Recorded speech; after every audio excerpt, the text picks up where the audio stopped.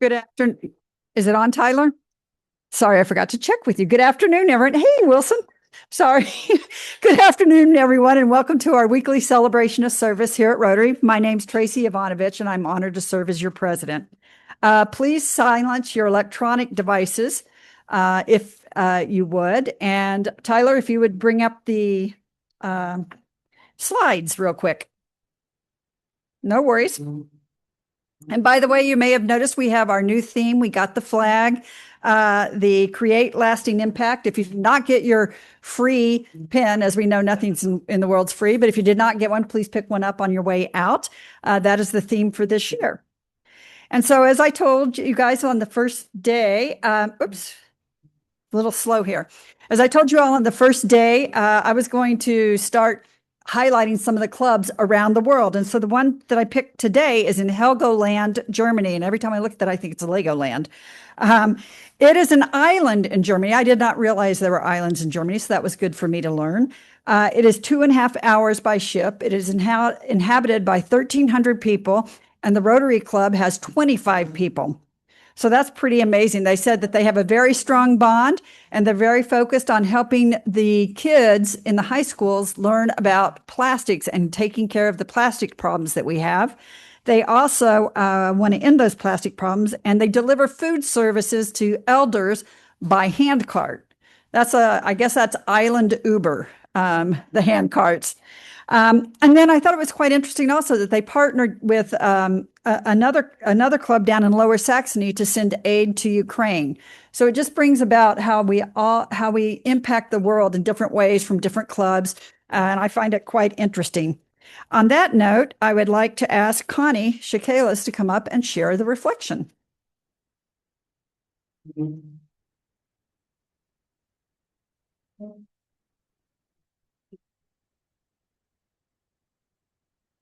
Thank you, President Tracy. Speaking of having an impact on others, I would like to give you some quotes from our founder, Paul Harris. Success is not measured by wealth, but by the positive impact you have on others. So today, I am going to ask for volunteers to do this week something that's unhumiliating, brief, and easy, and then report back to me. Here's my contact information if you want to take a screenshot. Report back to me how it went. So may I have some volunteers? Oh, good. Steve, thank you. Okay. All right. Give an extra big tip on a purchase, or tip when tipping isn't expected. Another volunteer. They're very easy. Yes, thank you. Give someone a LinkedIn recommendation. Oh, here's one of my favorites. This is super. You don't have to talk to anybody on this one. Volunteer. Oh, thank you, Tim. Push the mulch away from a tree's trunk in a public space. Don't go into somebody's yard because the mulch isn't supposed to be touching the trunk. Volunteer. Oh, thank you, Alan. Let me pick a good one for you. Well, you'll be good at this. Compliment a stranger. Tracy, would you like to volunteer? I really like the mulch, though. Oh, Introduce two people you know who might enjoy meeting each other. Another volunteer. This one is really fun. I tried this, and it turned out that it was another Rotarian. Rex, would you like to Oh, Judy? This one's really fun. Pay for a stranger's coffee or something else. And I have one more. Any volunteers for this last one? Super easy. Thank you. Make eye contact with 5 people and smile. So, Eddie, I have others. Oh, Steve. Steve, take some old towels to the Bloomington Animal Shelter. And you want one? Oh, you'll do the shelter? Okay, so Steve, pick up some trash. You do. Oh, that's, yeah, probably you do. A lot of you do these anyway. And I think that's it. Oh, I have one more. If anybody is dying to do yes, thank you. I don't think I said this yet. Make conversation with a cashier. So, yeah, so Trent, are you, well, oh my gosh. Okay, I think that's all. I can't think of any other nice things to do. Oh, wait, no, I forgot to turn the page. Put something nice, something good in a bag to take to Goodwill another day. Oh, and wait, these are so good. Somebody volunteer. You'll do a second one? Snail mail a handwritten note to a fellow Rotarian about something you admire in them, giving them an example. And yeah, okay, anybody else? I've got 2 more. Martha, are you volunteering? Okay, remember something any person did that impressed you. Send them an email telling them something you learned from them. And here's my last one. This is super easy, and Amy, text a quick compliment to a colleague, friend, or family member. And don't forget to let me know how it goes. All right. And with that, Peggy, if you would come up and introduce our guests, and while Peggy's coming up, I will just say that having worked in New York City, it freaks people out when you look them in the eye and smile. So I love to do that.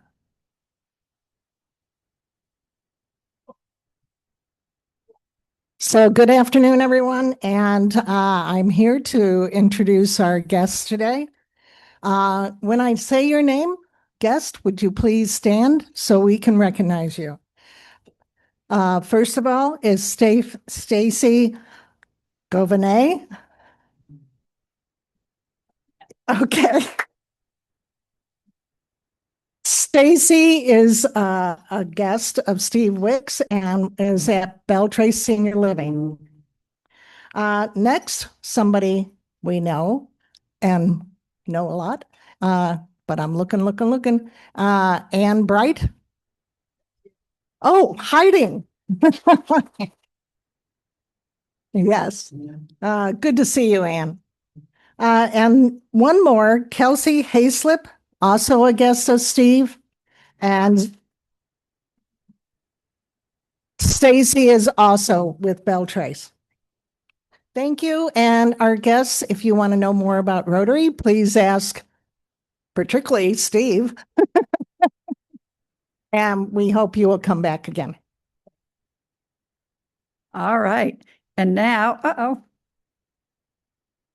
there we go. So we have some birthdays to celebrate. Fred Dunn on the 20th, Dick McCaig on the 25th, Charlie Osborne and Ashley Wesley today, and Ellen Stroman on the 19th. And then I know Tyler's is coming up Sunday, but we'll see that next week. And then from anniversaries, this is the second week we've had no anniversaries. So there you go. So, and from an announcement standpoint, okay, it's a little slow. There we go. Surprise, surprise. We still need some sign-up members for the Hoosier Hills Food Bank on the 31st. And I know we had some people after I sent the push email out, but we still need some more. So please, please, please help us with that. And then if you could, we sent a note to Aaron Davis. He is on his way. He's at home. He was able to get out of rehab. Every time I say he's out of rehab, that's therapy, just to be clear. And he is home. And then lastly, Barcelona, baby. This year, this coming year's international conference will be held in Barcelona, which is so fitting after the World Cup. So we are very thankful for that. Now we have a very special celebration. Don't put that food in your mouth, Lynn Schwartzberg. Don't put that food in your mouth. You're coming up. And we'd like to also bring up a special guest. Do you want to, Bob Salzberg? Where you sit? There he is, over here for our Paul Harris Award.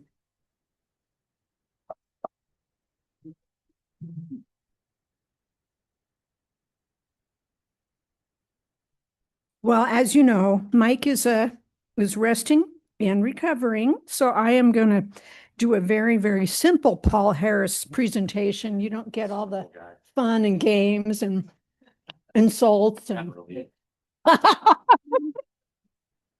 you just get me, the regular stuff.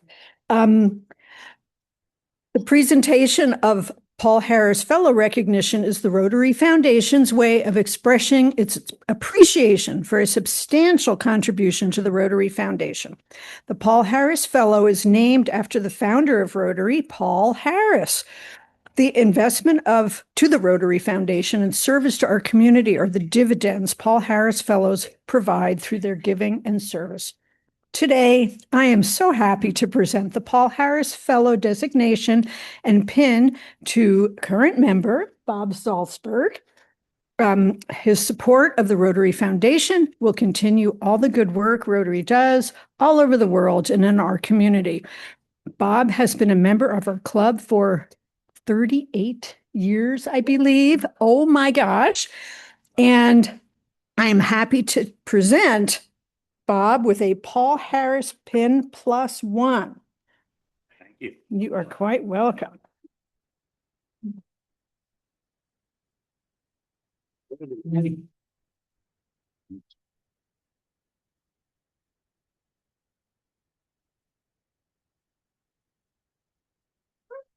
Stand the turkey. Okay. You sure can. Thanks. Thank you. Congratulations, Bob. Thank you. And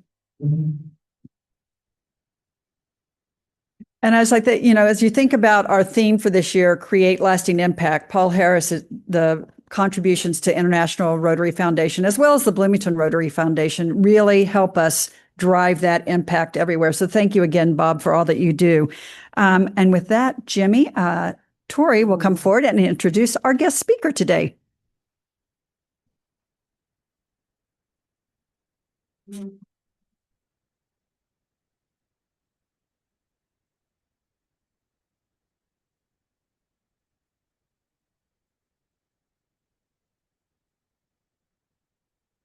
Good afternoon. Thank you. Yeah, afternoon.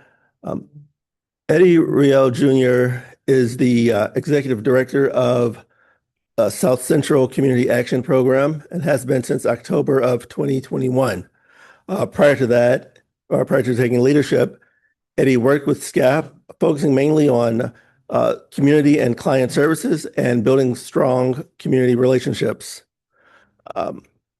In his spare time, Eddy likes to spend time with his wife, Misty Shaw, and their puppies or dogs, Peaches and Pepper. So, no further ado, Eddy Riou Jr. Thank you.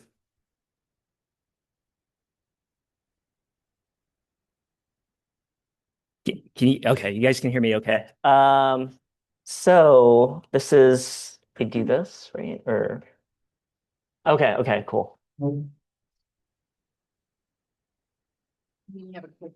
Okay, gotcha. Okay.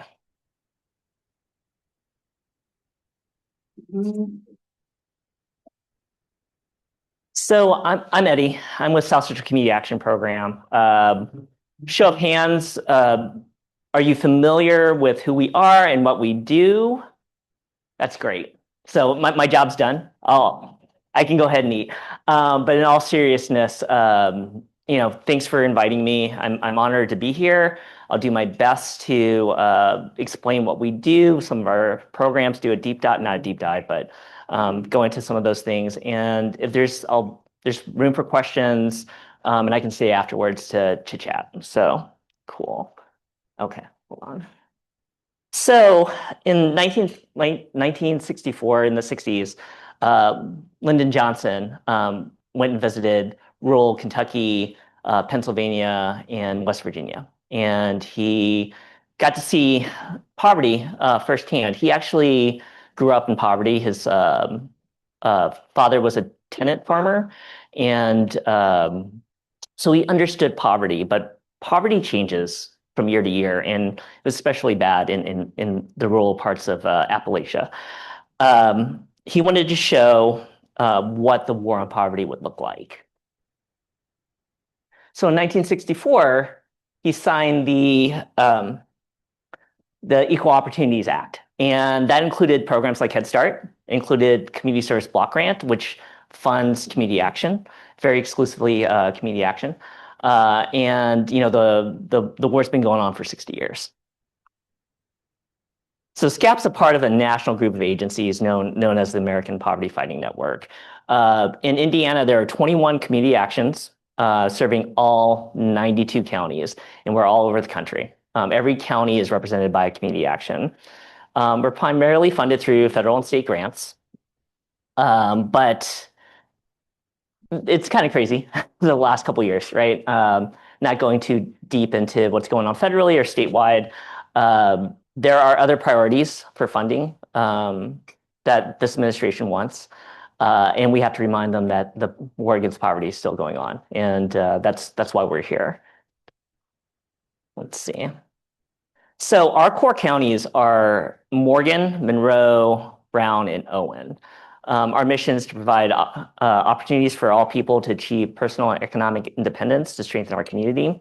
We serve more than 4,000 families annually, more than 9,000 individuals. Mentioned our core counties. We've actually expanded housing-wise into, hold on, I'll tell you, Clay, Sullivan, Jasonville, Indiana. We're in Indianapolis, Indiana, and we're in Plainfield. We're providing vouchers for people to have affordable housing. So every 3 years, right, Jesse? Every 3 years, we work with the Indiana Community Action Poverty Institute to figure out what are the top needs for our community. The thing about CSBG, Community Service Block Grant, and Community Action, we get to cater that money that we get from the feds through the state to serve our community the way that we see fit. And the top needs right now are quality and affordable housing, good jobs with adequate wages, benefits, and opportunities, utility affordability, and assistance, food assistance. Food assistance is something that in the last 3 years has kind of jumped up into the top 5, and affordable, accessible childcare. A lot of our programs do things directly for these things, and some of them more adjacently. So I'm going to kind of go over through each program. I'm not going to describe each program in great detail, but our biggest program is Head Start. It's about half our funding. By the way, we're about a $15 million agency. So Head Start, we serve ages birth to 5 with the Early Head Start program and a Head Start program. And because it's in Health and Human Services, we are able to serve a family holistically, the entire family, not just the children. If we were in the Department of Ed, we would only be able to serve the children. So this gives us an opportunity to do family development, to teach life skills and job skills to help folks manage their way through poverty. Our next biggest program is energy assistance. We provided energy assistance to over 4,000 families. Let's see. I snuck my dog into one of these pictures. The one on the left there, that's Peaches. And we don't do it alone. Federal and state funding happen, but I know that Liz Irwin is part of Rotary, and Duke Energy has been a big partner in a lot of our energy assistance efforts. It's gotten harder. Electricity rates have gone up, and the benefits have stayed static. So we're hoping we are going to see a small increase, but it's not enough to cover inflation and the cost of electricity. One of our smaller programs, which kind of go hand in hand with energy assistance, is weatherization. It's a real interesting program. We go in and audit homes, and we figure out what their energy needs are. And it can be something as simple as like getting some new insulation in there. We replace furnaces for free. Families have been able to reach out to us, and we've been able to keep their houses safe and affordable for them. A lot of times, when it comes to heating and cooling needs, if these things fail, then typically, it's a road to housing instability. So I haven't been executive director for very long, but I've been with the agency for over 27 years. I was a lot less grayer and a little skinnier too. But I started off in Head Start, worked with families directly there, cut my teeth doing client services. Then I moved into our Housing Choice Opportunities Department, where we provide vouchers for folks. You probably think that Bloomington Housing Authority manages the vouchers in town. They do, the majority. We have a small number here in Bloomington, but we specialize in the more rural communities that don't have housing authorities. A lot of times, the rural communities have way less resources, and you know this, than a city like Bloomington. When I started in this program, it was in total disarray, and we were actually in danger of losing the program back to the state. But we turned it around, and we've expanded our territory. I really enjoy this work. I miss it. I told someone here that I'm helping out with some inspections for Bloomington Housing Authority, but it's being allowed to be in someone's home and getting them to trust you and talk to you about what their needs are. It is something that doesn't come right away. You have to build a relationship. So this was a good opportunity for me to kind of hone my skills into what leadership means to me, which is building relationships. The last several years, we've been handling the point in time count to help with counting homeless folks, so that way we can bring funding to the city of Bloomington. You guys recognize Mayor Carey there. I asked, when we did the pit count, to send me into the camps, send me someplace that is a little harder. And my staff threw us a softball and paired me up with Carrie. And I believe that day it was raining, and it was miserable, but we had a nice overhang, and it was we got to talk to a lot of interesting folks. But I do like going into the weeds to help folks. So I will keep pushing to say, hey, don't baby me, just send me out there. Let's see. Oh. Okay, sorry. Okay, Covering Kids and Families is our health navigation program. As you guys know, that there's been drastic cuts to Medicaid. Over 100,000 individuals, including children and senior citizens and other folks, are going to be losing their Medicaid coverage. The cool thing about Covering Kids and Families, it's a different source of funding, so we're able to help all kinds of individuals, not just low-income individuals.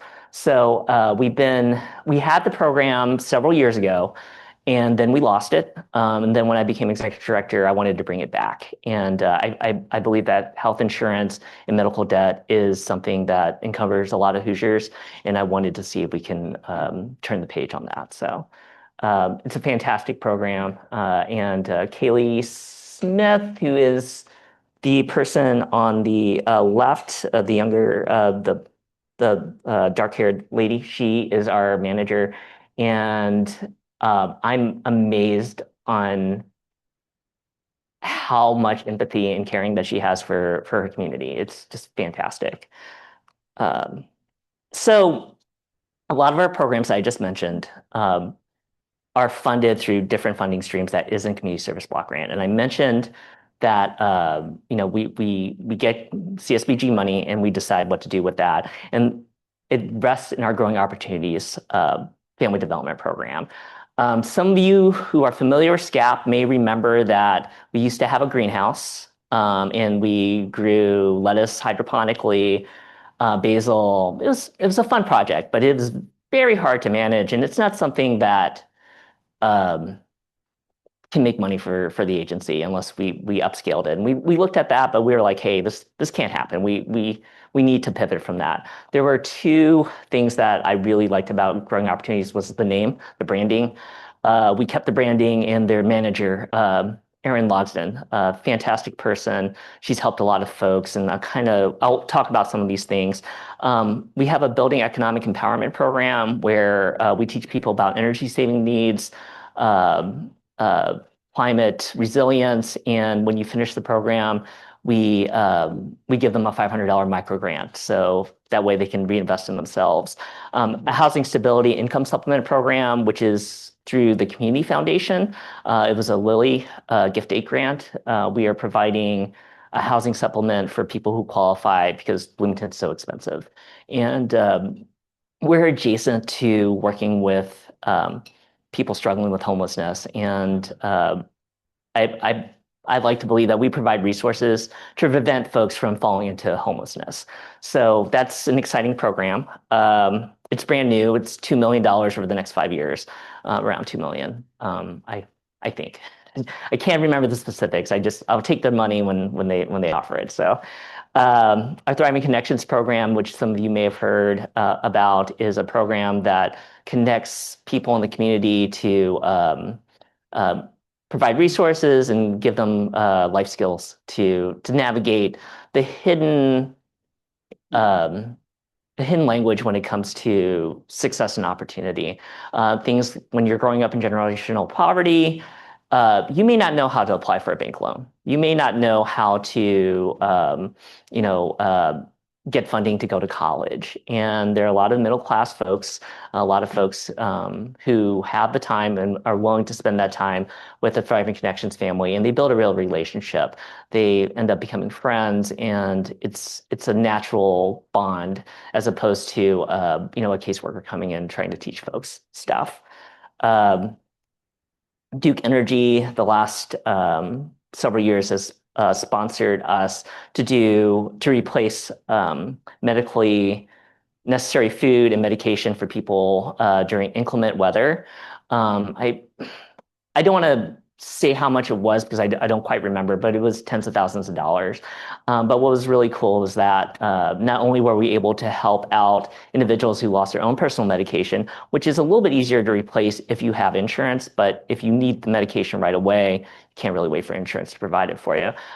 We were able to provide medicines and things like insulin for pets, for folks who lost their medicines for their furry loved ones, and those aren't really easy to replace.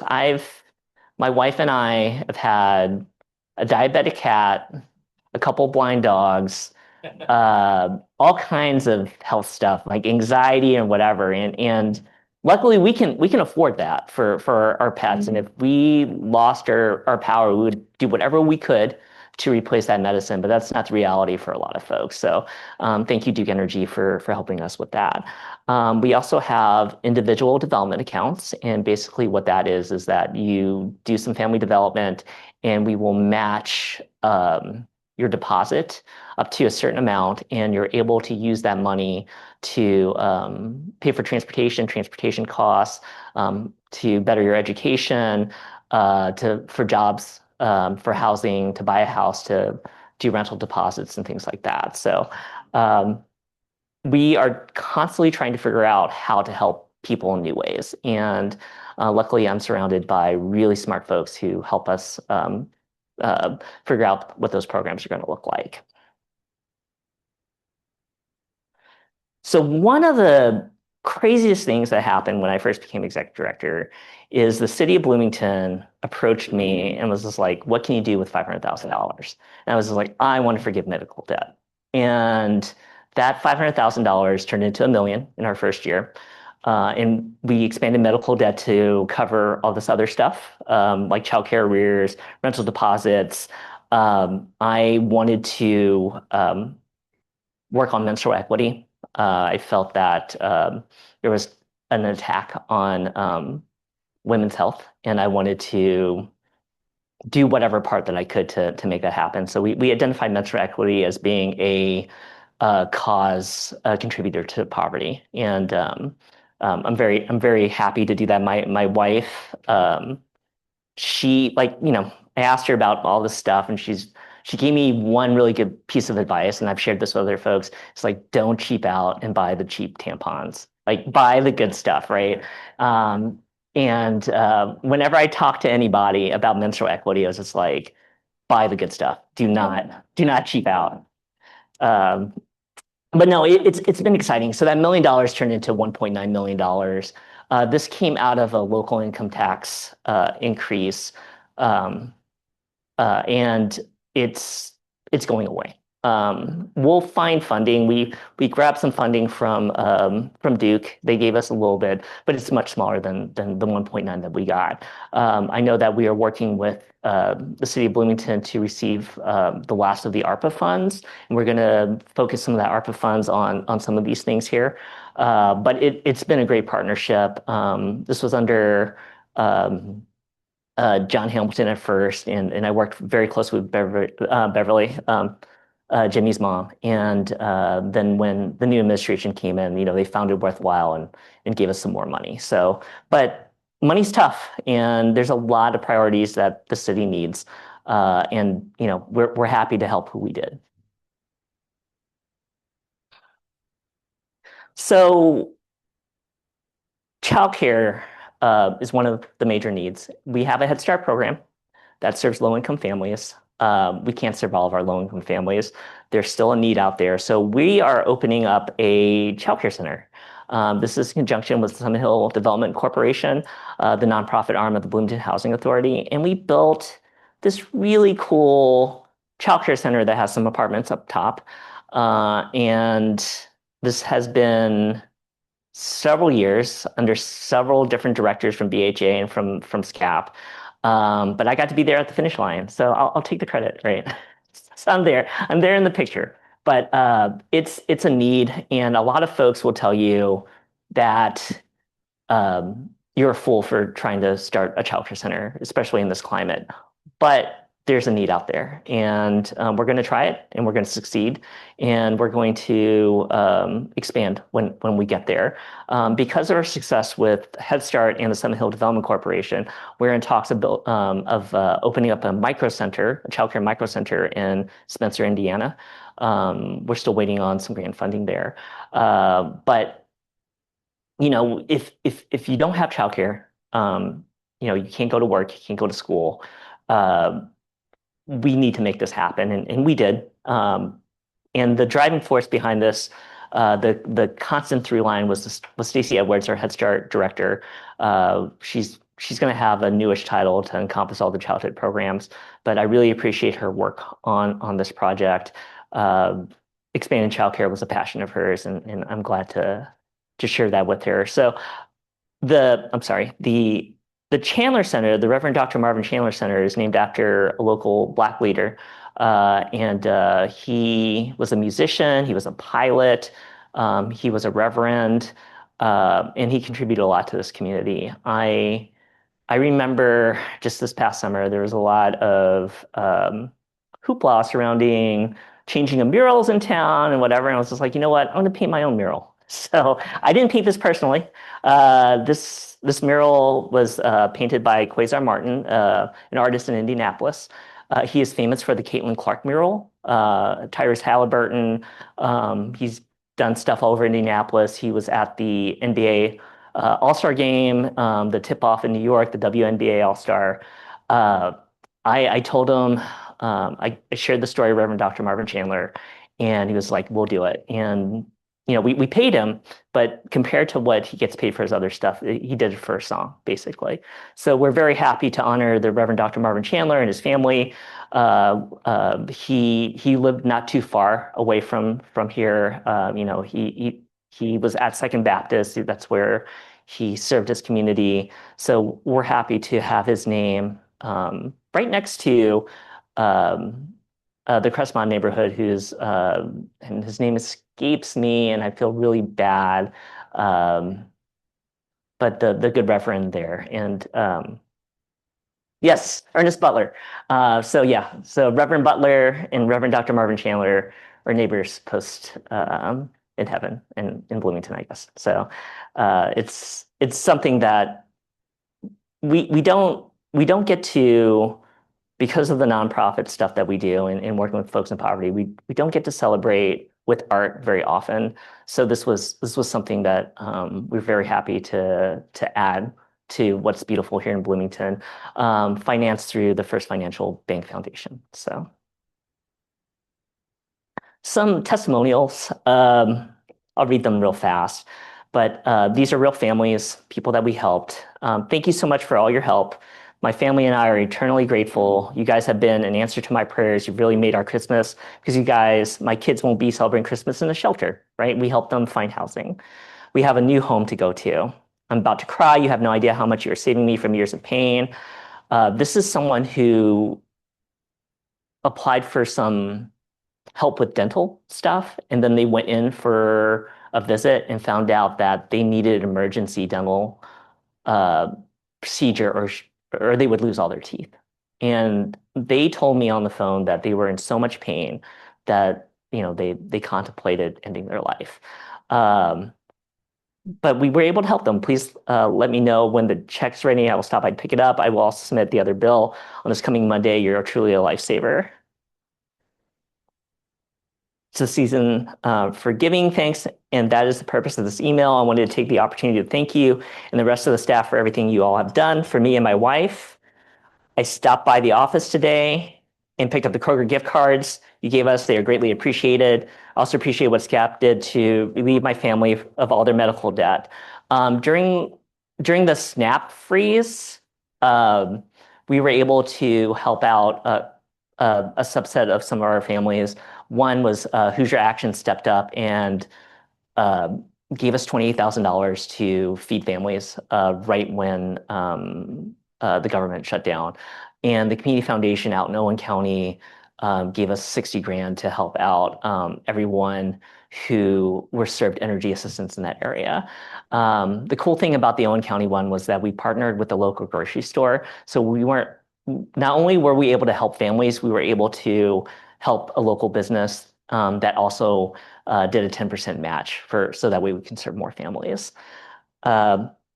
All looks amazing. I can tell you how much you helped me and my family by speaking up yesterday. Thank you. When my husband got sick, I didn't know how we were going to pay for everything. Thanks to you guys, we finally have breathing room and water.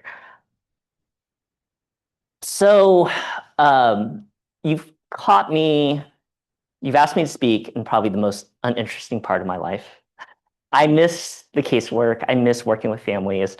But I know that my role now is to help my employees fall in love with the mission and help families in the future. I still sneak out and do some stuff for folks when I can, but I know that my role now is to look at spreadsheets, to talk to you guys, to eat free lunches. So I'm very happy to take questions at this point. Does anyone have? Go ahead. Okay. Oh, that's for later. Okay. Thank you very much. And I'm sure glad you opened by talking about your experience in the beginning of the war on poverty. My first job was in Eastern Kentucky. I've actually visited the home where Lyndon Johnson made the war on poverty famous.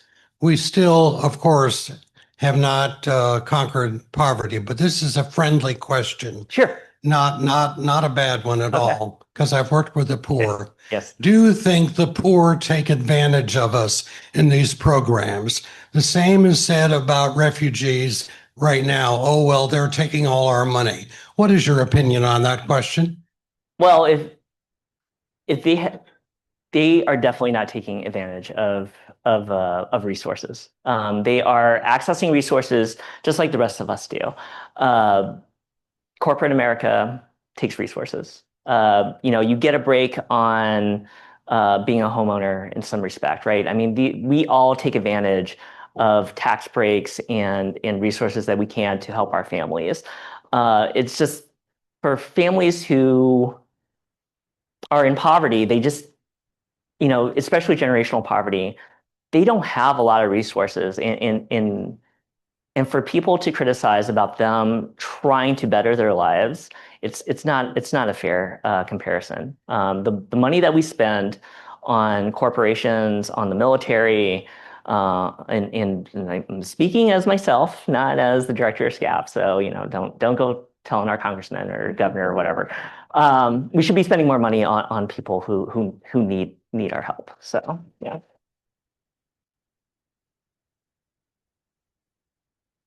Thank you for coming today and for all that the agency does on behalf of the children and the families.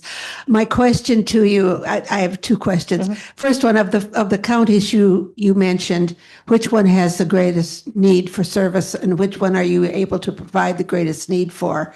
And secondly, I'd like to know more about your public relations and how you're getting the word out to the people in need. Yes. So our biggest county, two biggest counties are Monroe and Morgan. There's a lot of, Monroe's obviously city of Bloomington. It's very expensive to live here. There's a large population in Morgan. Brown and Owen are smaller, right? Because it's more spread out, it's more rural.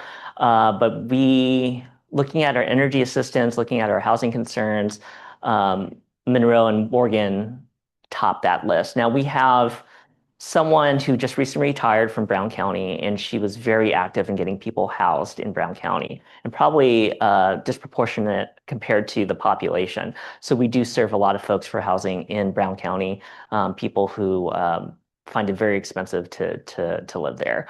As far as our public relations go, Jessie Yuri is here. She's our communication and advocacy person. We are working to get our name out there because it's not just our agency, but nationwide community action doesn't get the top billing in a lot of places. People hear about United Way, they hear about all these other nonprofits, but we're just as big, and we've been doing the work for a long time. But if you want to connect with Jessie, I also have cards, and I can stick around and talk afterwards if you want to help us out with the public relations. So thank you. Thank you for the work you do. A couple of questions. First is, it's been 2 or 3 years now, but the Monroe County School Corporation had a referendum to try to improve daycare and childcare. I guess first question is, if you can comment on how that's going from your vantage point and what needs still exist. And then the second question is, lots of other people working in the same spaces that you are.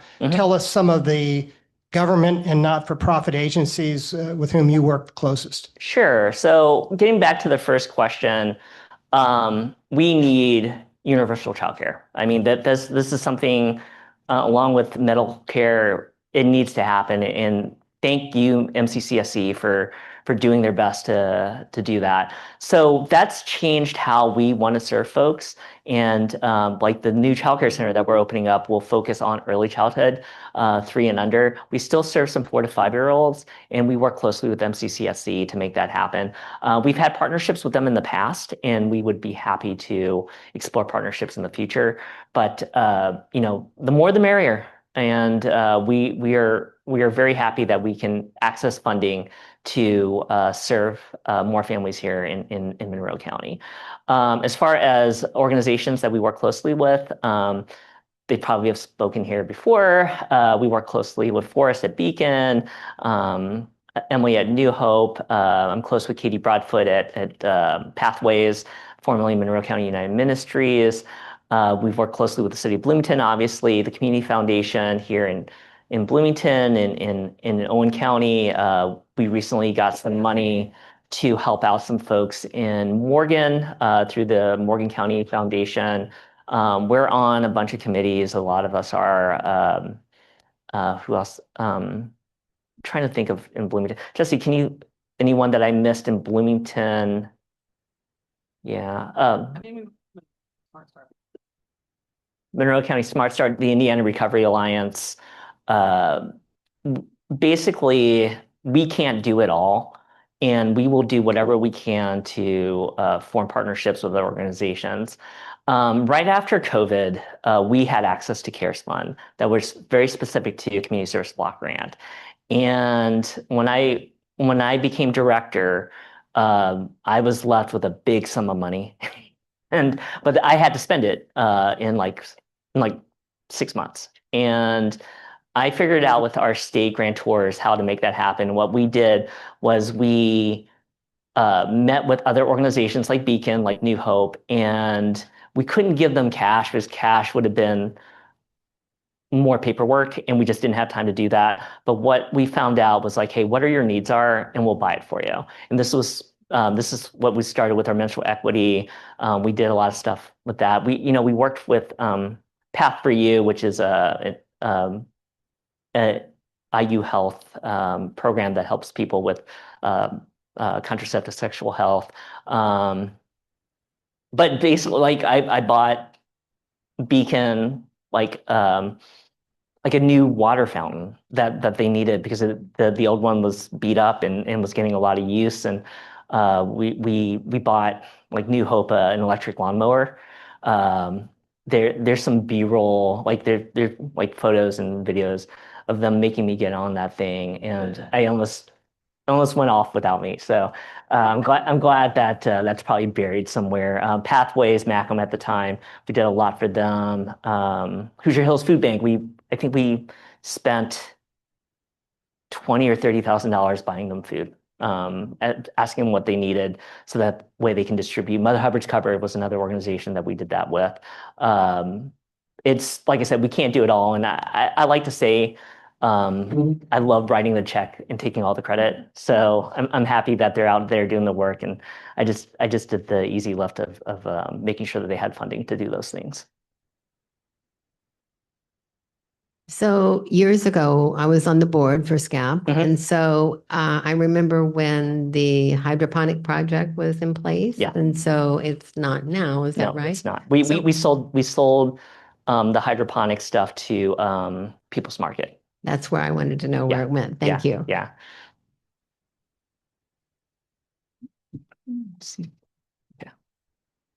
Thanks, Mike. So it's fascinating to me. First of all, it's wonderful that the community supports as much as we can. Mhm. I still, and I've been here 7 years now, I still get entirely confused. And I've worked closely in CASA with Sure. New Hope, with Beacon. And when you said, you love to take credit for writing the checks, I'm still trying to figure out who is getting credit because who actually, you've got so many different housing programs. If I'm a homeless person, do I go to Beacon? Do I go to New Hope? Do I go to you? And I thought heading home was going to be part of the solution to bring that all together to try to create more Yeah. clarity. Heading Home is a partner too. We work with Heading Home. We helped finance their last conference. It's everyone in poverty has a different story, and someone who goes to Beacon who has been homeless for a while is someone different than someone who just lost their job and can't figure out how to pay for rent, right? So all of our organizations, we work together. We do referrals both internally and externally. I'm on the South Central Housing Network board, and I work closely with Emily. I work closely with Forrest, Leon, and we try to problem solve. But to be honest, it's just there's not a one-stop shop. I joke about taking the credit. We're just out here trying to spend money that was given to us the right way. And I'm very happy to be working in a community where I have a lot of trusted leaders that I can rely on, that I can trust. Because the CARES money that we distributed, that would have been very difficult if I had to vet every single person that I was talking to. Like I already knew them for years, working with them in a different capacity. So do all, Yes. so New Hope and Beacon, they all kind of funnel through you, or? No, it's a collaborative affair. Heading Home is kind of is a different way for us to all connect. For example, New Hope works with homeless families, so children, right? Beacon is mostly single adults, right? And we helped with the point in time count. We help with funding to prevent homelessness. We don't necessarily help folks who have been homeless off the street, though we have done that too. So it's a lot of different organizations that have different specialties, and we just happen to have a lot of different programs because of being a community action program. So yeah.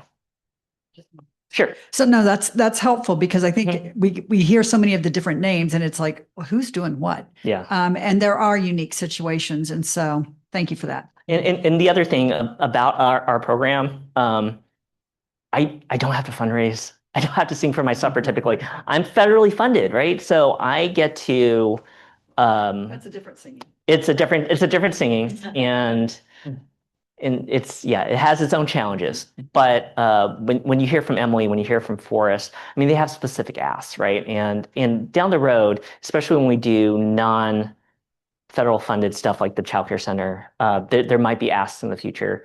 But when you leave today, I'm not going to ask you to break out your checkbooks, but at some point we may ask the community to do more because it's tougher now than it's been. I've long been a fan of Head Start programs nationwide. I can't think of a better use of our tax dollars. Can you talk a little bit more about what your Head Start is? It's half of what you do with your $15 million overall budget. How many children, how many centers, and how many of the 4 counties, et cetera? So it's just Monroe. And we have our main center, it's 4 classrooms, and we have some classrooms in North Smith Pike, and then we have at First United downtown, we have a Head Start program there. Jesse, do you know off the top of your head? I want to say it's over 220 kids, but I'm not 100% sure. It's hard because changes like when NCSC introduced. We need the microphone. Sorry, Michael. sorry.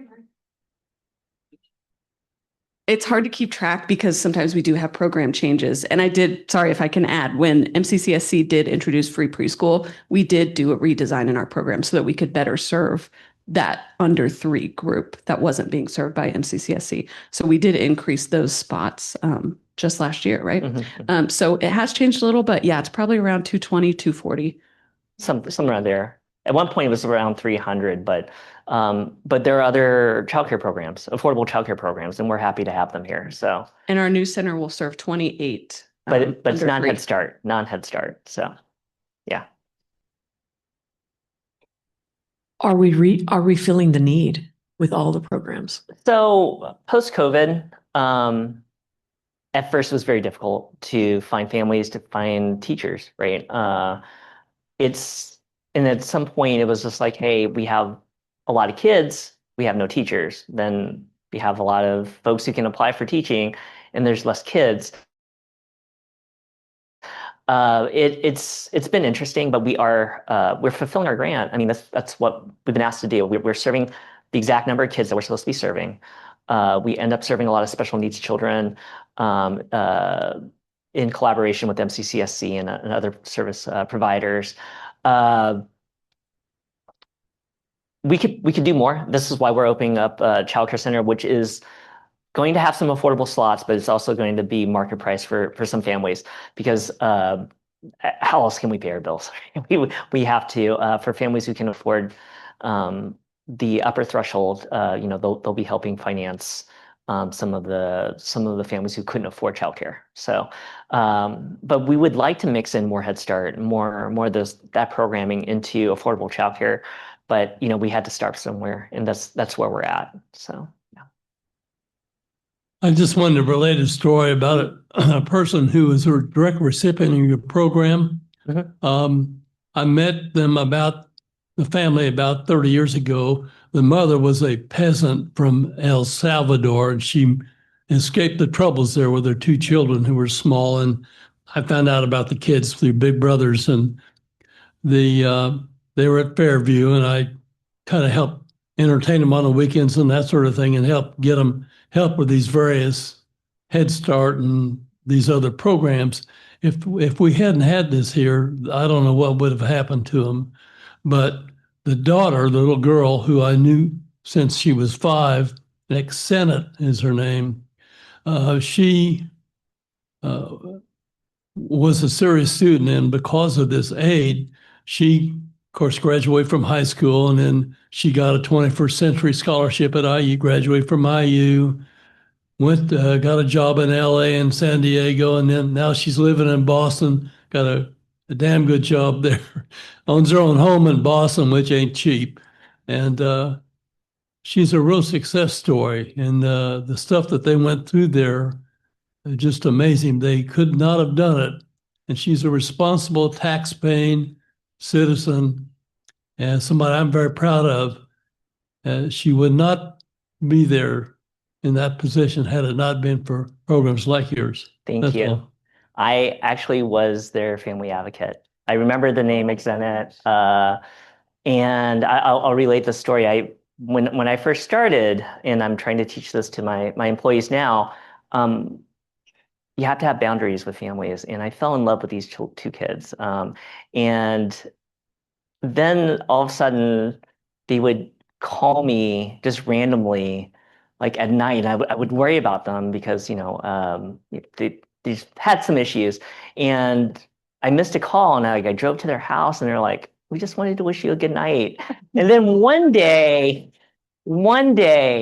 they showed up on my doorstep on a Saturday. I don't know how they found out where I lived. And they just wanted to say hi. And I'm like, I love this family, but I can't develop these relationships overnight. This is how you burn out, right? But working with a lot of immigrant families when I first started, a lot of Afghan families before 9/11, and it was, it's been a fantastic experience. And like I said, it's something that I miss. Thank you for sharing that story. That name, Xena, it just was like, oh yeah, I remember that family. Yeah.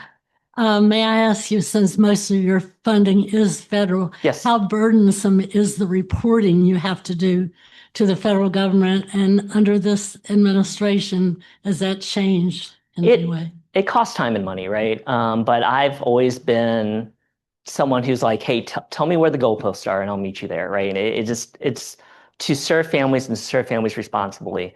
We need to have robust reporting, and it's not how I necessarily like how to spend my time. I'd rather dream big about new programs and share them with my staff, but it's just part of the job. And as long as they don't turn off the faucets, I'm happy to do any form of reporting that they need, because at the end of the day, it feeds back into the system where we get that data and we're better able to serve our families. So, but yeah, I would love it if I didn't have to do any reporting, but it's part of the job. One last question. Yes, following up a little bit about the financial side. Mhm. So, say going back to the pandemic, right? Mhm. You had a big surge of money. Okay, now it's pulled back, perhaps. Can you just clarify Sure. what has happened? And then also, I'm not asking you to look real far out. There's a lot of uncertainty there, but maybe what you're budgeting yourself for, say, the next 12 months. Sure. So there were certain pots of money that were available to us, CARES, ARPA, and yes, we were able to help people, but we had to help people in different ways. I mean, we weren't holding classrooms. We weren't visiting families in their homes as much. I mean, there were changes that we had to make, and then when things became better, health-wise and society-wise, different funding sources through the Biden administration happened.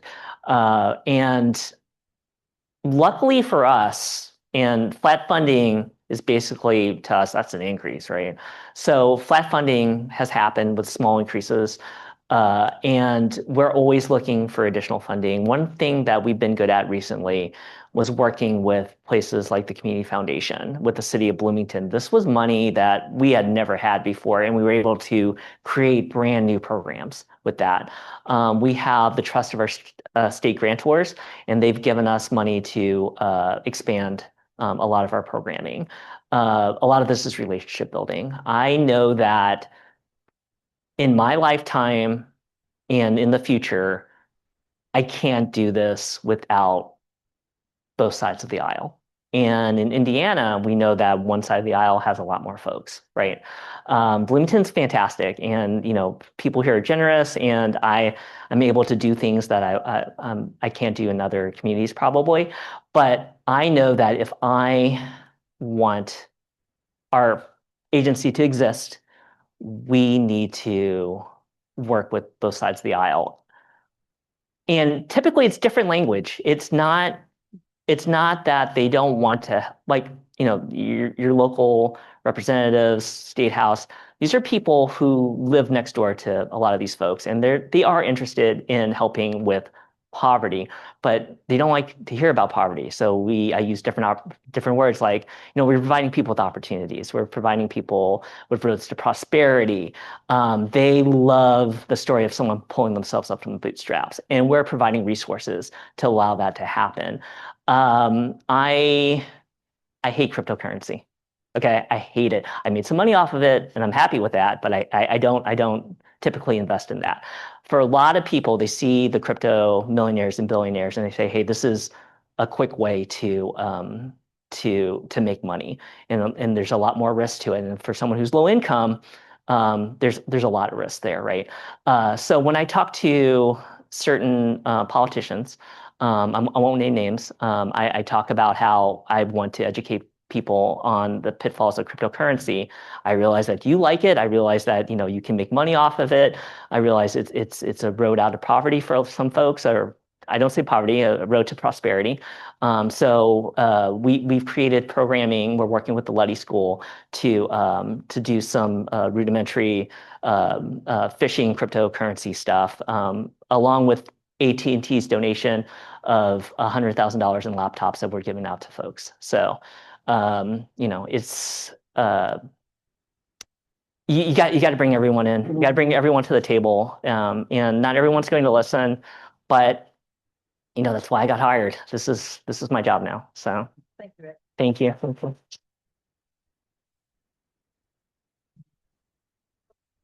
right, Eddy, thank you so much for such an enlightening talk. It's one more slide, and I did. Hold on. Can we get the slide? If it's not on there, it's fine. It's just my dogs. So I'll show off my dogs. It's okay. I'd like to thank everyone who helped pull the meeting together today. The volunteers, Bill Oates for the greeting, Peggy Frisbee for introductions, Jimmy for the introduction of our guest speaker, Leslie Kutzenkow for the Zoom team, Connie for a great reflection, Glenda for doing the reporting, and Michael for the camera and mic operation, Alon, as always, for photographer, Lynn for volunteering on the Paul Harris Award, and Jill as our executive assistant. And last but certainly not least, our upcoming birthday boy, Tyler, for all the audio work. Our next meeting will be here in the Georgian Room on July 28th.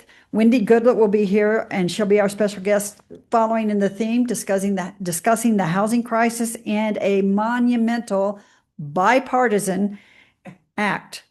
So it's going to be fantastic. Please join us. And with that, if you are able, please stand for the four-way test. Of the things we think, say, or do, first, is it the truth? Second, is it fair to all concerned? Third, will it build goodwill and better friendships? Fourth, will it be beneficial to all concerned? And fifth, is it fun? Hey, thank you.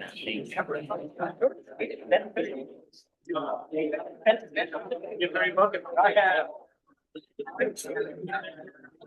Thank you for sharing that story about Xena. I mean, I was. You remember her? I remember. Yeah, I totally remember. Yeah. Oh, okay, sorry. Go ahead. Sorry.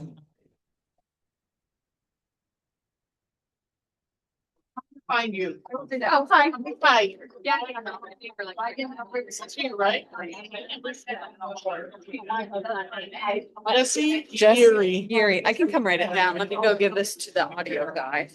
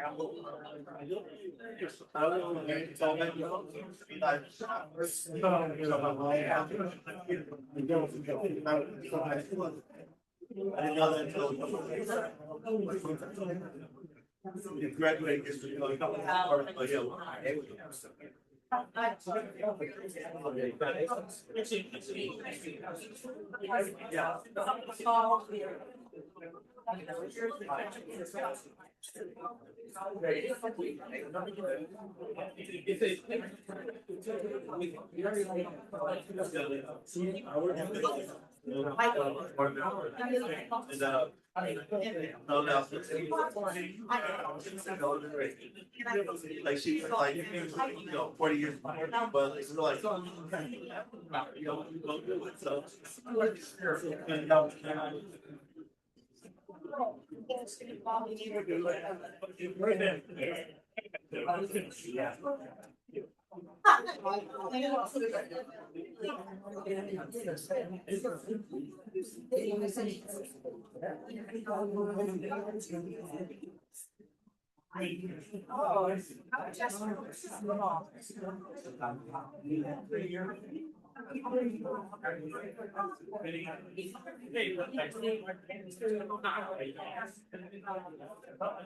Yeah, all of that.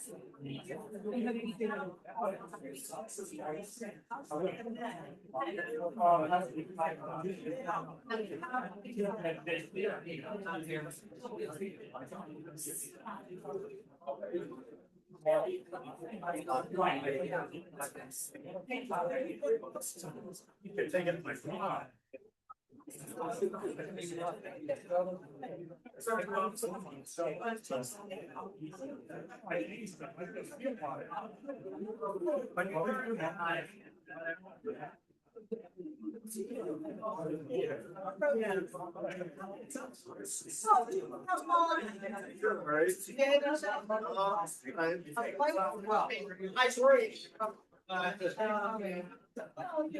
I have not yet. I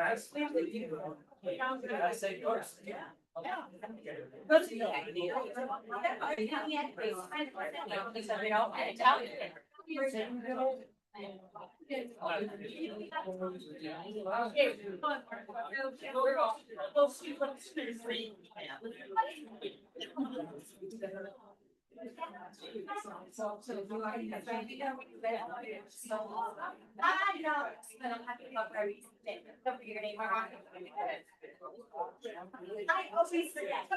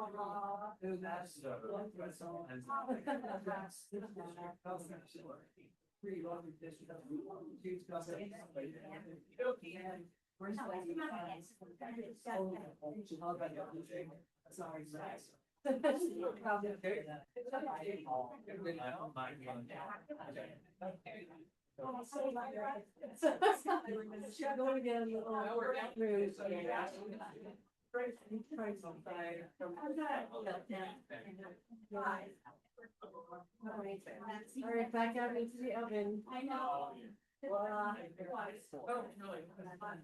What are you going to do?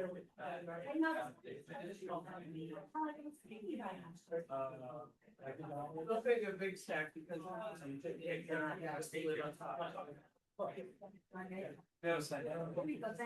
that was really, really nice.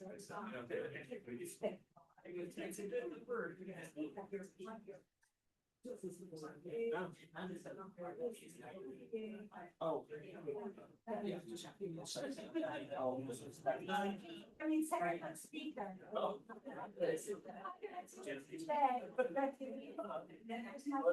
Oh.